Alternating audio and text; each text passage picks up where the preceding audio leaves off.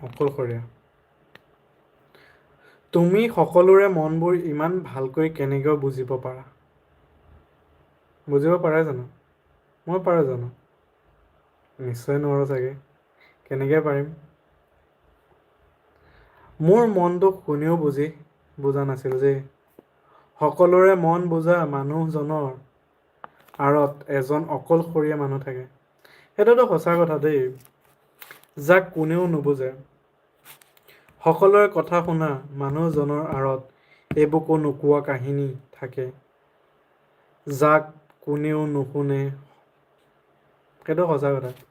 এতিয়া এটা সময়ত যে এতিয়া কৈ থাকে যে হাউচ ৱাইফ কনচেপ্টটোত যে এতিয়া যে বহুতে যে টাবু টাইপৰ বুলি ভাবে যে, এইটো কাৰণে যে এজন ঘৰৰ যিজনী গৃহিণী হয়, সেইজনে এইটো চাব গ'লে ন বহুতখিনি কাম কৰি থাকে দিনটোত, কিন্তু সেইখিনি একনলেজ কৰে জানো ঘৰখনে? যদি কৰে, সেইটোৱে। এতিয়া বহুতে কয় সেইখিনি একনলেজ নকৰাৰ কাৰণে তাইক ঘৰত থকা মানুহজনী বাহিৰত গৈ চাকৰি কৰিব যায়, কিহৰ কাৰণে? এটলিষ্ট ৰেচপেক্টৰ বুলি কাৰণে। সেইটোৱে যে মূল্য বুজিব লাগে সকলোৰে, কাৰণ ঘৰত থাকি ঘৰখন বনোৱাটো বহুত ডাঙৰ কথা, আৰু ঘৰখন ধৰি ৰখাটো। সেইটোৱে লাইফত তেওঁলোকে চাগে কিমান কি কৰি পেলাই ঘৰখন সজাইছে, ঘৰখন বনাইছে। এতিয়া তুমি মই আহি পেলাই ঘৰখন একে কিয় পাওঁহি? ঘৰখন কিয় ভাল পাওঁ?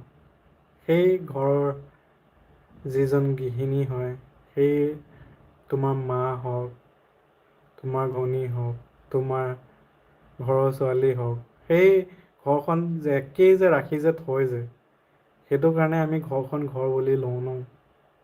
সেইটো কথা সদায় একনলেজ কৰিব লাগে। সেইটোৱে ইয়াত অকলশৰীয়া কিহৰ কাৰণে হয় বুলি যে কয় যে, সেইটোৱে তুমি সকলোৰে মনবোৰ ইমান ভালকৈ বুজিব পাৰিলা। সেইটোৱে যি ঘৰৰ গৃহিণীয়ে ন, সকলোৱে এতিয়া কাক কি ভাল লাগে খায়, কোনে কি খাই ভাল পায়, সেইখিনি কোনে জানে? ঘৰৰ গৃহিণীয়ে জানে, হোম মিনিষ্টাৰ। সেইটোৱে তাৰ বাহিৰে ঘৰত কাক কি লাগে, কি হৈ থাকে, সেইটো গোটেই ঘৰৰ কাৰণে যিমানখিনি গোটেইখিনি আছে ন, গোটেই ঘৰৰ হোম মিনিষ্টাৰে জানে ন, সেইটো কথাই। ঘৰৰ গৃহিণীজনী, ঘৰৰ মুৰব্বীজনীয়ে জানে। তাৰপিছত যদি তুমি মই দেখা পাওঁ জানো সেইখিনি কষ্ট? সেইটোৱে কথা। ভাবিবলৈ ভাল, ক'বলৈ ভাল, এতিয়া মইতোতো কৈছোঁ। সেইটোৱে ক'বলৈ ভাল, ৰেচপেক্ট কৰিব লাগে সেইটো দেখি। আৰু মই সেইটোৱে ক'ম যে তেওঁলোকে যে ঘৰখন বনাওঁতে তুমি ক'ত কেনেকৈ কি পজিশ্যন আৰু ঘৰত আহি কি পাইছাহি, সেইখিনি তুমি কেতিয়াও নাপাবাহে তেওঁৰ অবিহনে। সেইটোৱে কৈছোঁ। সেইটোৱে লাইফত এতিয়া মানুহে যিমানেই দুইজনে যেতিয়া কাম কৰিব যায় ন, ঘৰখন ঘৰ হৈ থাকে জানো? সেইটোৱে ঘৰখন ঘৰ হৈ থাকিবৰ কাৰণে কোনোবা এজনটো লাগিবই। সেইটো দেখি। আৰু সেইটোৱে সময়ৰ লগত বস্তুবিলাক সলনি হৈছে। সেইটোৱে তুমি কেনেকৈ বিচৰা, মই কেনেকৈ বিচাৰোঁ, সেইটো বহুত ডিফাৰেঞ্চ থাকিব চাগে। সেইটোৱে কৈছোঁ দৃষ্টিভংগীৰ কথাবোৰে বেলেগ হয়। সেইটোৱে দৃষ্টিভংগীৰ ওপৰতে ডিপেণ্ড কৰে সকলোবোৰ। সেইটোৱে আৰু। মোৰ মনটো কোনেও বুজা নাছিল যে। সেইটো কৈছোঁ ঘৰৰ গৃহিণীৰ মনটো কোনে বুজিব পাৰে? সেইটো দেখি এইটো যে কয় যে মাকক বাপেকে ভালদৰে ৰখায়, মাকে গোটেই ঘৰখন ভালদৰে ৰাখে। সেইটো এটা কথা ন। সকলোৰে মন বুজা মানুহজনৰ আঁৰত এজন অকলশৰীয়া মানুহ থাকে, যাক কোনেও নুবুজে। তেনেকৈ উল্টাও হৈ যায়, যেনেকৈ এতিয়া বাপেকে গোটেই ঘৰখনৰ কথা বাহিৰত যি কৰিব লাগে কৈ পেলাই ঘৰখনৰ কথা চায়। যদি ঘৈণীয়েকজনী যদি বাপেকৰ কথা নাভাবে, তেতিয়াহ'লে কোনে ভাবিব? সেইটোৱে কৈছোঁ। সেই লাষ্টত গৈ যে হাজবেণ্ড এণ্ড ৱাইফ এই দুটা ৰিলেশ্যন যে চবতকৈ ডাঙৰ বুলি কয় যে, এইবিলাক কাৰণৰ কাৰণেই কয়। আৰু ঘৰত থকা ল'ৰা ছোৱালীকেইটাৰ পৰা আশা কৰাটো এটা কিছুৱেতো বুজি পাই যায়, কিন্তু বহুতে বুজি নাপায়। আৰু তেওঁলোকে যেতিয়ালৈকে বুজে তেতিয়ালৈকে বহুত দেৰি হৈ যায়। সেইটোৱে ক'ম, দেৰি হ'ব নিদিবা, বুজি লোৱা। আৰু সকলোকে যিমান বুজিব পাৰিবা, খালি সেইটোৱে সিমানে মায়াজালত ফজি গৈ থাকিবা আৰু ঘৰখন এৰিব নোৱাৰিবা। চাই লোৱা কেনেকৈ কি কৰিব পাৰা, মই সেইটোৱে ক'ম। যিমান পাৰা একেলগে চলাই লৈ গৈ থাকা। সকলোৰে কথা শুনা মানুহজনৰ আঁৰত এবুকু নোকোৱা কাহিনী। সেইটোৱে মাক আৰু বাপেকৰ মাজত বহুত কাহিনী কিছুমান লুকাই থাকে। যেতিয়া এজন মাইকী মানুহে যেতিয়া মাক হয় ন, বহুতখিনি এৰিবলগীয়া হয়।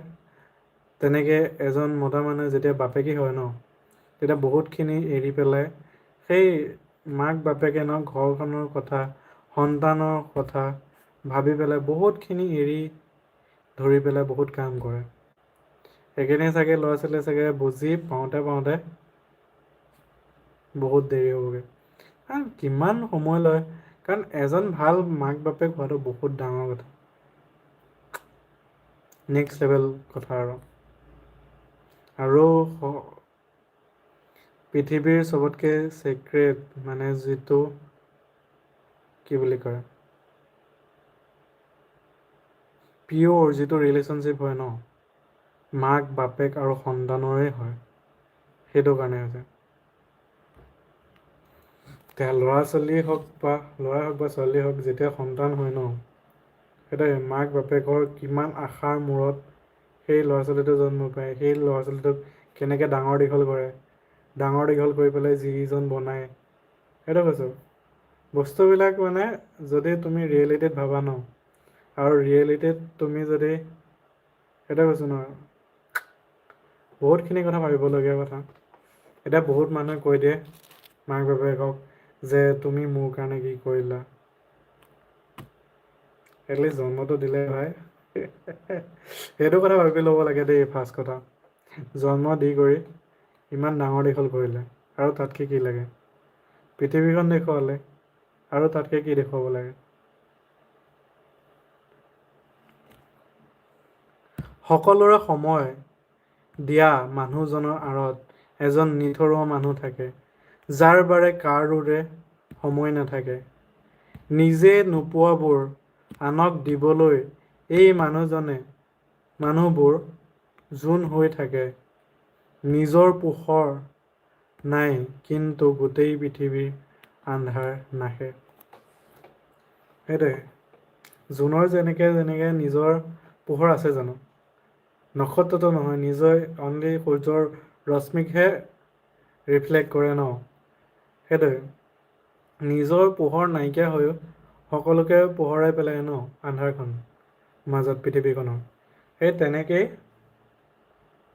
ঘৰত এনেকুৱা দুজন মানুহ থাকে, যি দুজনৰ কষ্ট কি কৰিছে কি নকৰিছে সেইখিনি চাগে কোনেও গম নাপাব, ইমানখিনি কথা সেইটোৱে, সেয়াই হৈছে মাক আৰু বাপেক। আৰু তাৰ মাজতে কোনোবা এজনৰ পাল্লা বেছি ভাৰী থাকিব পাৰে, আন এজনৰ অকণমান কম থাকিলেও কিন্তু লাষ্টত গৈ সমানেই হয়। কাৰণ দুয়োজনে এনেকুৱা কাম চাগে কৰিছে, আমি গমেই নাপাওঁ সেইটোৱে। এনেকুৱা কষ্টৰে পাৰ কৰিছে চাগে, কোনেও গম নাপায়, সেই তেনেকুৱা নিচিনা কথা। সেইটো দেখি সকলোকে সন্মান কৰা, বিশেষকৈ মই কৈছোঁ ন ফাৰ্ষ্ট নিজৰ পৰা আৰম্ভ কৰা। আৰু নিজৰ লগতে মাক দেউতাকো, তাৰপিছত ঘৰখন, তাৰপিছত সকলো। এটা ক'ম, শিকিব লাগে, ভাবিব লাগে, চাব লাগে, আৰু নিজৰ দৃষ্টিভংগী বঢ়াব লাগে। আৰু যিমান পাৰা খোলা মন, যিটো অ'পেন মাইণ্ডনেছ বুলি কয় ন, ৰাখিব লাগে আৰু কাম কৰি গৈ থাকিব লাগে। সেইটোৱে আৰু ভগৱান গণেশৰো সেইটো এটা ডাইলগে আছিলে যে ডাইলগ নহয় মানে কাহিনীটো যে কাৰ্তিকৰ লগত যে কাৰ্তিকে গোটেই পৃথিৱীখন ঘূৰে। আৰু ভগৱান গণেশৰ কাৰণে পৃথিৱীখন মাক আৰু বাপেকে আছিলে। শিৱ আৰু গৌৰী ন, সেইদৰে কৈছে ন যে তুমি এতিয়া কোনখন পৃথিৱী বুলি ভাবা সেইটো তোমাৰ ওপৰত কথা। কিন্তু যিখন পৃথিৱী কাৰ্তিকে ভাবিছিলে এখন পৃথিৱীয়ে হয়, কিন্তু এটা ডিফাৰেঞ্চে ইমানেই, তুমি কোনটো লোৱা সেইটো তোমাৰ দৃষ্টিভংগীৰ ওপৰতে ডিপেণ্ড কৰিব।